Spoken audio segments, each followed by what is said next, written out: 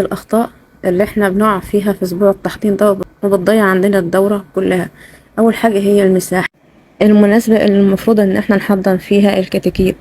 بعض الناس بتسأل لما يكون مثلا حابب إن هو ينزل كتاكيت وعنده مثلا مكان معين، وليكن مثلا غرفة عرضها 3 متر أو طولها 4 متر، وبيسأل المساحة دي ممكن تاخد كام كتكوت. بعض الناس اللي هي عارفة طبعا بتحسبه على أساس إن المتر بياخد 10 فرخات، فهيحسبوا بقى التلاتة في أربعة هيدونا 12 متر، من 12 متر هنضربهم في ال10 فرخات هيدونا 120 فرخ. طبعا ده في الشتاء مش في الصيف. في الصيف يبقى أقل من كده، 7 فرخات أو 8 فرخات بالكتير، لأن العدد الكبير في الصيف بيعمل مشاكل في الحرارة، بيرفع عندنا الحرارة، فكل ما هنقلل العدد في الصيف هيكون أفضل.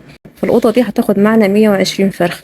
يجي بقى هو يروح يجيب ال120 كتكوت ويروح سايبهم في الأوضة دي، وبشوف ناس بتبعت لي فيديوهات بتبقى بتحضن كتاكيت 40 أو 50 فرخ بس، وتحضنهم في أوضة كاملة، ويقول لك مثلا الكتكوت أهو تمام بيجري في المكان وفرحان وكده كويس. بالنسبة للكتاكيت، مين اللي قال إن الكتكوت الأبيض المفروض إن هو يجري يبذل طاقة ويبذل مجهود ويستهلك الأكل اللي هو بيأكله في الجري؟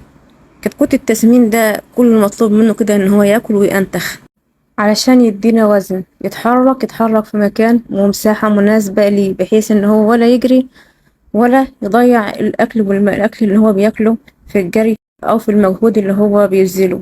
اي نعم، احنا قلنا ان الاوضة دي هتاخد معاك 120 فرخة، بس ده بعد الفراخ ما تكبر، يعني لحد عمر الدب. المتر في اسبوع التحضير بياخد من 25 ل 30 فرخ، ده بالكتير. بلاش نزود عن كده، وبلاش برضو ان احنا نقلل عن كده. نيجي بقى عند بعض الناس التانية، الست اللي هي بتربي كده في مكان زي كرتونة أو صندوق أو حاجة زي كده، ببص ألاقي بعض الناس بتبعتلي مثلا حد جايب كام كتكوت كده، يكون مثلا 20 25 30 أكتر أو أقل، وحطتهم في كرتونة، وفي نفس الوقت بقى الكرتونة هي حاطة فيها العلافة وفيها السقاية اللي بتشرب منها وتاكل منها الكتاكيت. الكتاكيت أصلا مش عارفة تتحرك، مش عارفة توصل للأكل ولا للمية.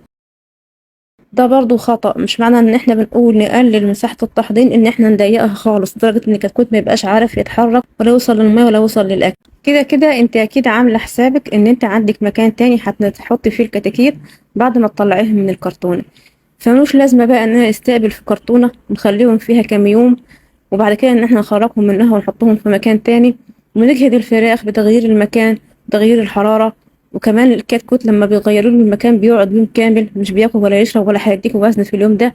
فالافضل ان انت تشوفي المكان اللي انت هتربي فيه الكتاكيت، وتضيقي مكان، تحجزي مكان باي حاجه، كراتين عندك او صناديق او اي او طوب او اي حاجه، وتعملي مكان على قد التحضير وتوسعي فيه للكتاكيت. ده طبعا هيكون افضل.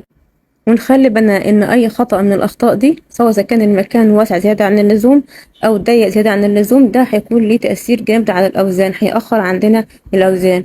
نيجي بقى عند الاكل، العلف اللي احنا بنقدمه للكتاكيت، الحاجة اللي احنا بنقدم فيها الاكل. مثلا بشوف بعض الناس بتبعت لي فيديوهات وصور انهم حاطين اكل الكتاكيت في الطبق الصغير اللي احنا بناكل فيه، اما بقى اي معدن بقى، ممكن يكون استانلس، ممكن يكون ألمونيوم، ممكن يكون بلاستيك، اي حاجه من المعادن دي كلها، او مثلا صينيه من صواني المطبخ اللي احنا بنستعملها. الحاجات دي ما هياش معموله للكتاكيت. اول حاجه لو هو طبق كده صغير ضيق من اللي احنا بناكل فيهم، ده مش هيكفي ان الكتاكيت تاكل فيه كلها. طبعا بعض الناس هيقول لي ما الكتاكيت مش بتاكل كلها مره واحده، في كتاكيت بتبقى نايمه وكتاكيت بتبقى تاكل، ولما ده هيشبع هيجي الكتكوت التاني اللي هو كان نايم وهياكل. انا مش عايزه الكتكوت ينام. شايفين انا بعمل ايه في الفيديو؟ انا بحاول اعمل اي صوت الفت بيه، اصحصح بيه الكتكوت انا عايزاه يصحصح، مش عايزه واحد ينام وواحد ياكل. عايزاكي كل شويه تصحصحي الكتكوت، تخبطي، تعملي اي صوت بايدك ببقك، بحيث ان الكتكوت اللي نايم ده يصحصح ويقوم ياكل. عايزه الطبق اللي بتاكل فيه الكتاكيت يكون طبق واسع، الكتاكيت وممكن كلها تقف فيه وتاكل.